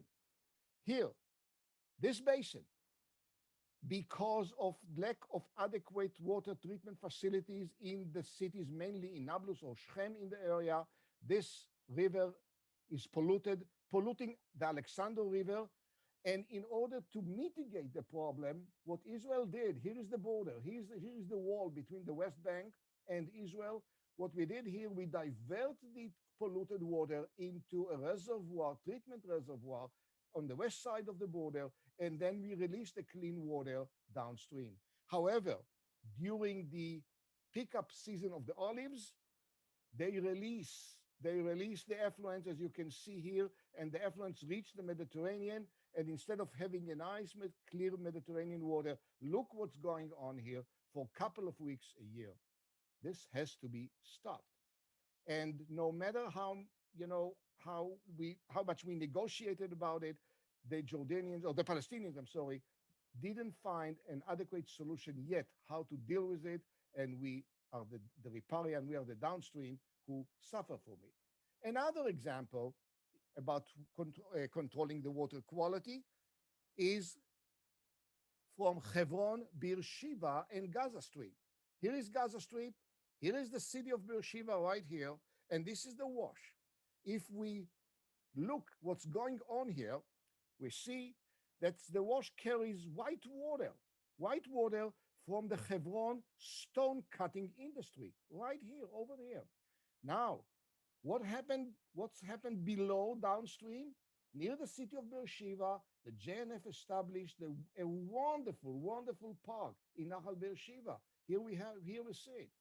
Now, we do not release any drop of pollution into the wash anymore. However, once in a while, these polluted water coming up from the upper stream, from the Hebron area with all the pollution. And further downstream, as you see here, in order to accommodate the problem or to solve the problem, next to the border, we constructed a settling pond in order to settle the sediment, and we release the clean water downstream. And here you see the nice lake that was constructed by the JNF near the city of Beersheba. But it's not just us. It is mainly the downstream city here, which is Gaza. These polluted water flowing further, they continue to flow further west toward the city of Gaza, and we do not want to pollute the coastal aquifer because there is hydraulic connectivity between the running water in the stream and the shallow groundwater over there. Okay, back to the Jordan River. The southern part of the lower Jordan River during the end of the summer in many, many years is nothing but puddles.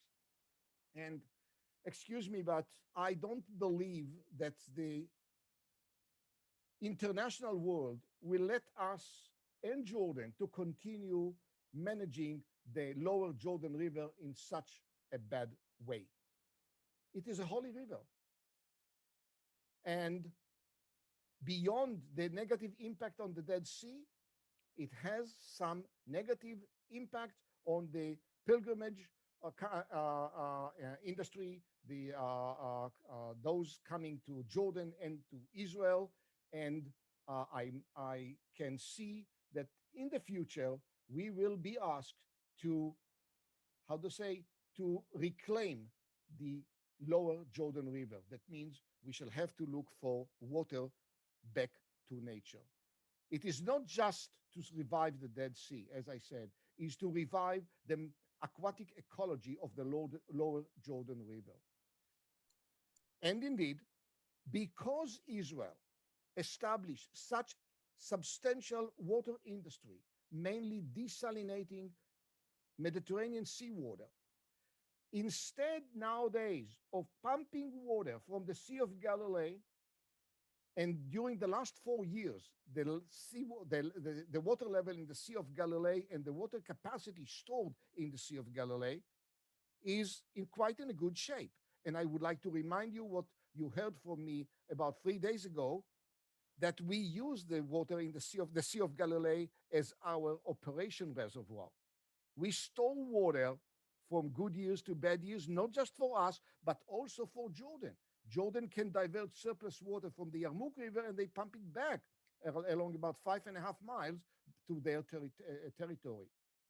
However, since we can produce a lot of water nowadays, which is about 635 million cubic meters per year, what Israel preparing now as we talk, once we shall face another series of dry years, instead of being able to pump water from the Sea of Galilee through the national water carrier, a parallel pipeline is now under construction, which will allow to pump water from desalinated water from the Mediterranean up to 120 million cubic meters per year into the Sea of Galilee. Why? To avoid salinization of the water due to massive evaporation and very low discharge in dry years coming from the upper Jordan River. Why we are concerned about it? Because we keep it as a reservoir for our national water carrier, but also because we are obliged to supply 50 million every year to the Hashemite Kingdom of Jordan. Okay, back to the Arava. What you see here is not a Fata Morgana nor a mirage. Actually, there is a real increase in the demand for water following the development of the settlements in the Arava and following the increased demand for water to increase the cultivated area. There is a demand for more food in Israel and in our market, which traditionally, for the last 40 years is Western Europe, but nowadays it's not a secret anymore. It's also to the east, to the Arabian or Persian Gulf. Yes, we export now goods through Jordan to the Emirates. Now, if we have to expand it, if there is a demand, there is a market, we need more water. For the time being, we rely here only on groundwater, only on groundwater. But, and why it doesn't work now for me? Okay, Clive already mentioned that we planned to get water, desalinated water from the Red Dead Sea's canal.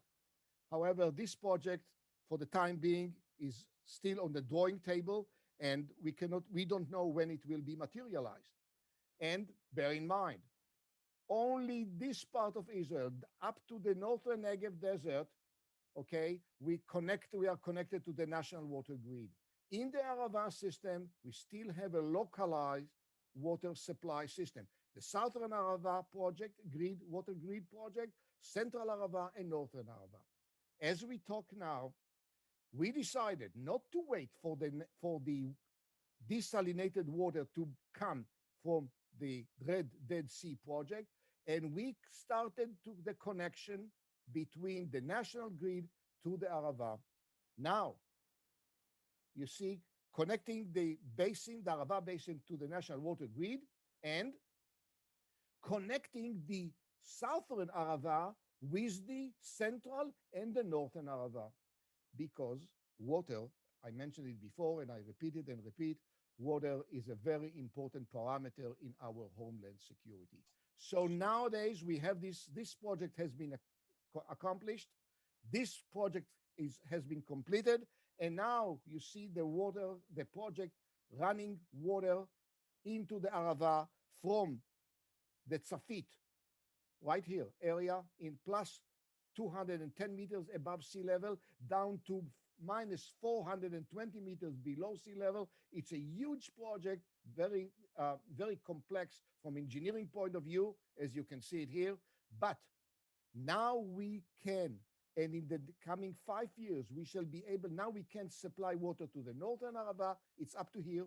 In 2 years' time, it will be connected to the Central Arava and from here to the southern part. So in, let's say, I'd say less than 4 years, we believe we are going to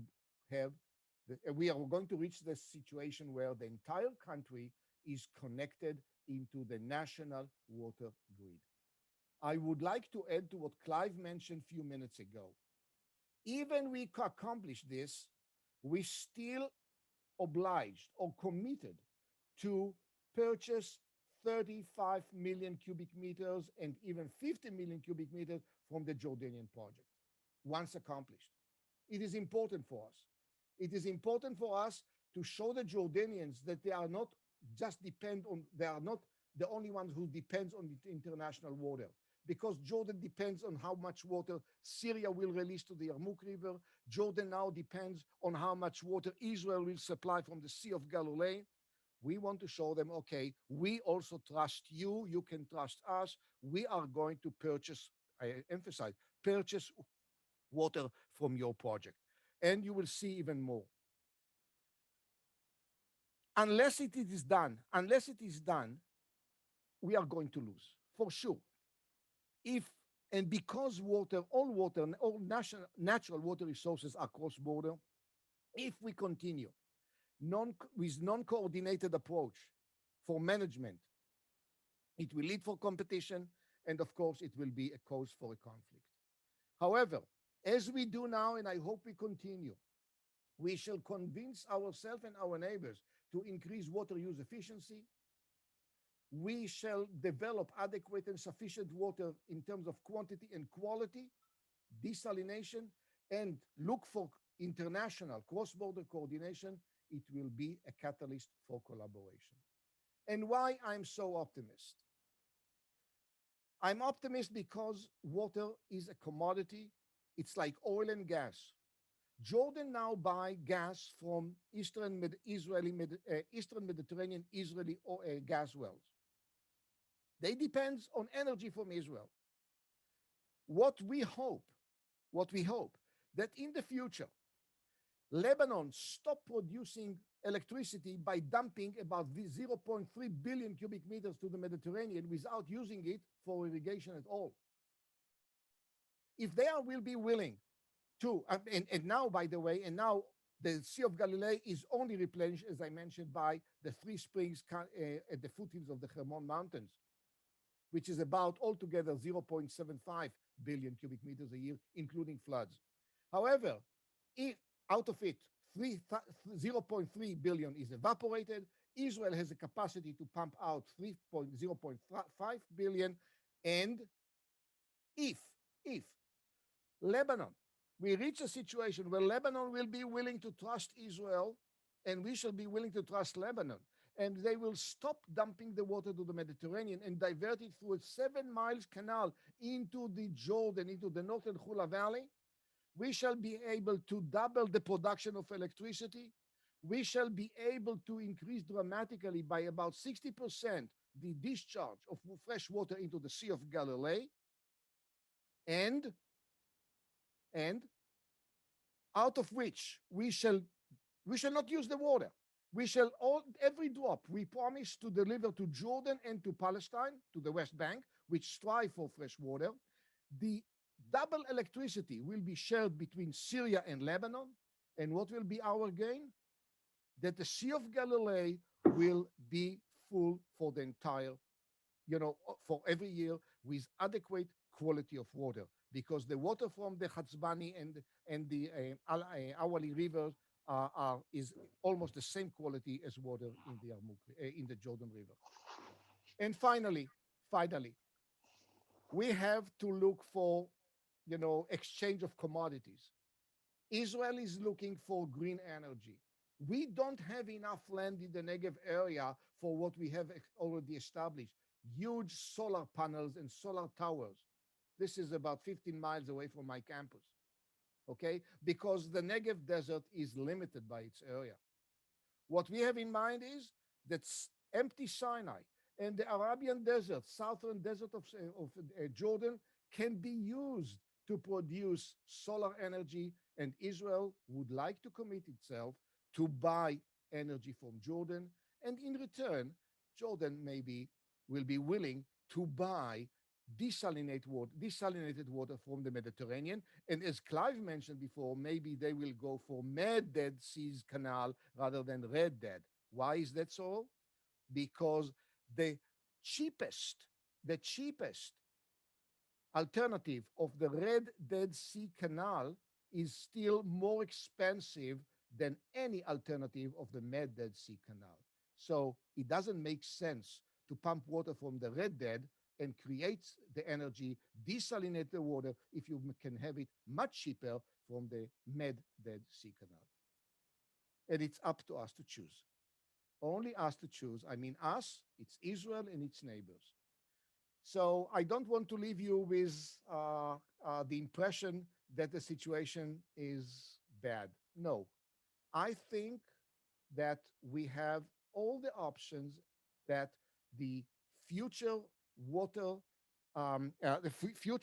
water supply in Israel and the neighboring countries can be managed together, and we continue to develop technologies and develop the infrastructure in order to be able to accommodate the future demand.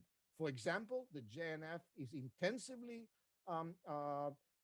involved in constructing reservoirs in Israel in order to be able to store the treated sewage water, mainly to store the treated sewage water from the winter time to the summertime, where it can be used for irrigation. With this, I hope to see you next year in the other water too, in the next water too. Yeah, it's gonna be in March, Elon. It's not gonna be next year. It's gonna be next month. All right, thank you very much, Professor. As always, you were terrific, and it's a lot of information for us all to digest, but it was great. Thank you so much for your time. And now, before we wrap up, our national president of JNF has joined us, and Sal Lisenbrand, and he would like to say a few words. So, Sal, the Zoom picture is yours.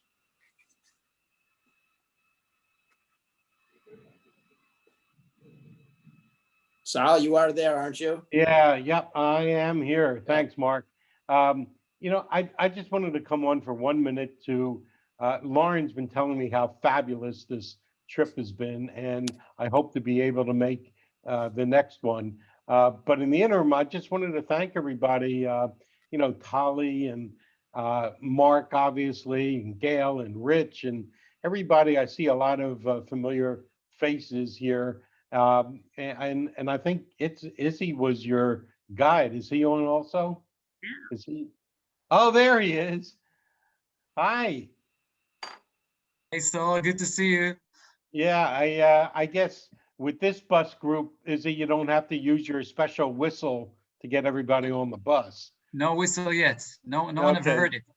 Izzy has a very special whistle that when we're all in Israel, we can ask him to perform for us.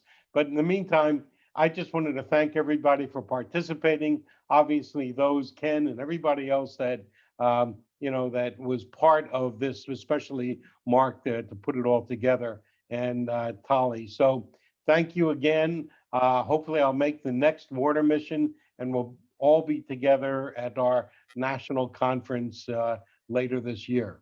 So I'm going to sign off, but thanks for asking me to pop in, Tali. Thank you very much. Thank you, Sal. Thank you. Tali, you want to say a few words to wrap up or anything? You know, I'm excited. I'm very thankful for all of you for the time and the concentration and the questions and the care and the support in Israel. I would love to see you with us in Israel on the ground with Izzy's whistle and Izzy's bus. We're going to contact you, not only Mark and me, but also Ellen Hattenbach, my colleague. Thank you very much for being with us from Chicago, and Darn Adler from New England, Boston. And we have Oren Hefetz from San Francisco. Thank you very much. And the biggest thanks should go to our three co-chairs, Mark Hellman, who is also the chair of the Water Task Force. You're all invited to join us. Gail Rosenthal from Austin, Rich Hacker from Illinois. Without you, we couldn't have brought so many people to be with us and to learn so much about Israel. I thank you very much. I love you, and I'm looking forward to seeing you on the ground in Israel again. Mark. All right. Thank you, Tali. And I just want to reiterate thank you to everybody. And I want to make a special thanks because Everybody keeps giving me the credit for this, but it's really been Tali and her assistant Rachel who have really put this together with the help of Izzy. A lot of work went into the production over in Israel to make this go off as smooth as it did go off. So